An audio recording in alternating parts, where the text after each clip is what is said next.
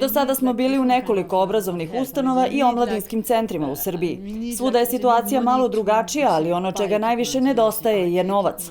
Negde je novac potreban za nabavku kompjutera, u nekim školama deca nemaju dovoljno knjiga, pa smo u procesu prikupljanja nastavnog materijala koji ćemo uskoro početi da delimo, a negde nema dovoljno osoblja.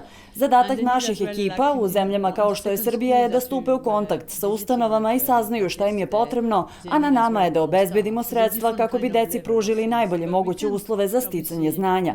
Naš sekundarni cilj je skretanje pažnje na probleme sa kojima se obrazovne ustanove suočavaju, kako bi onda nadležne institucije skrenule pažnju na njih. Tokom novembra ministar prosvete Srbije će posetiti Cambridge, a plan je da razgovaramo o ozvaničavanju naše saradnje. Ono što sam ja mogao da primetim je da velikom broju škola nedostaju računari bez kojih deca jednostavno ne mogu da nauče o informacionim tehnologijama. Osim što želimo da pomognemo da se neophodna oprema nabavi, nameravamo da deci omogućimo pristup online kursevima direktno sa Cambridgea. Nadam se da će učenici iz Srbije uskoro moći da na ovaj način imaju pristup svim pogodnostima modernog doba. Mi duboko verujemo da je kvalitetno obrazovanje nešto na šta deca imaju pravo, a ne privilegija koju samo pojedinci mogu da priušte. The children soon enough they're gonna